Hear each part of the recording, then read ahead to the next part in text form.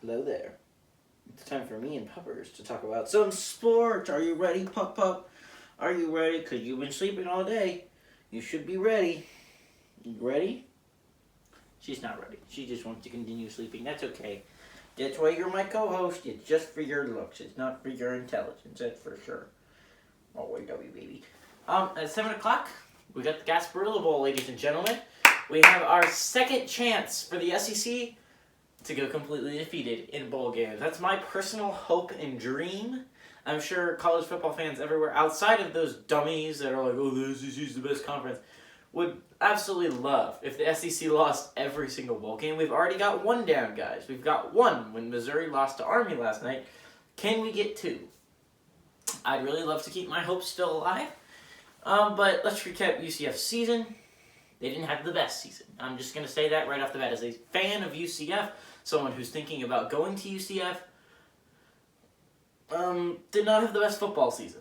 Just got to say that right off the bat. Our season was kind of trash. Outside of, Dylan Gabriel was the one bright spot. That's what I answered to saying the year. It's like, we might not have the best defense, we might not have the best receivers or running backs, but we have Dylan Gabriel. And Dylan Gabriel is one of the most explosive playmakers in all of college football. And then Dylan Gabriel went down with a broken collarbone. And I'm like, no! And it wasn't even that late in the season. It was like week 3, maybe week 4. I think it was week 4. By the way, it's not like Miley Keene beat him by a lot in passing yards, which says a lot about how the offense really deteriorated after he left. But Miley Keene is, I assume, their starting quarterback, although they have had 5 different players throw the ball this year. He this year went 159 of 250, 63.6% completion rate, which isn't necessarily bad. It's not you want ideally for the completion rate to be over 70, over 80 is an insane year. Obviously, in the 60 range is it's not a great season, but it's a mediocre season. Okay, 70 is where you want to shoot around. Personally, and then underneath 60 is obviously just a bad season. It's not a good season overall. It's a bad season if you do under 60. But 63.6% completion ratage for Miley Keene. He threw for 1,586 yards this year. He had 16 touchdowns to 6 interceptions ratio. Johnny Richardson led them on the ground with 101 carries for 693 yards and 3 touchdowns. And Ryan O'Keefe led them receiving with 77 catches for 727 yards and 6 touchdowns. Emory Jones, he's not going to be at Florida after this year, but he did lead the team in throwing this year. He went 210 of 310, threw for a 67.7 comparison kind of completion rate. So that's around what you would want. A little bit on the low end, but around ideal. If you're Emory Jones, he threw for 3,563 yards. But again, he had about 4 more games on his schedule than Miley Keene did. So don't judge Miley Keene too roughly for Emory Jones having about 1,000 yards more than him. And those were against not great opponents, right? Miley Keene ended up coming in right when they were about to hit the meat of their American schedule. He didn't get to play the easy peasy teams that Dylan Gabriel did. So I'm not hating on Miley Keene. I actually think he's a somewhat solid quarterback, but obviously not as explosive and dynamic as Dylan Gabriel. He ended up throwing 19 touchdowns and 13 interceptions. He rushed 133 times for 697 yards and 4 touchdowns. If that does not tell you everything about Florida's offense this year, it should. Emory Jones was an option quarterback, basically, that they made not play the option, which is dumb. It's dumb. He's an explosive threat on the ground. Why not run the option with him? A lot. You should just be constant. It should be on every drive. You should run at least 2 option plays. Minimal.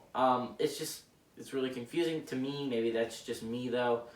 Jacob Copeland led them in receiving 30 catches for 607 yards and 4 touchdowns. So, what do I think of this game? I think Florida obviously had a down year this year. So did UCF, which is why they're playing in the bowl game. Remember, these teams have only played once in their entire history, which is insane to think about, considering both of them are in Florida, and you have a lot of Florida fans say that they're the best team in Florida, UCF fans saying they're the best team in Florida.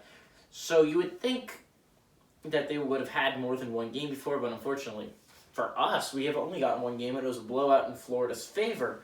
UCF has never scored against Florida. So that's an interesting aspect as well.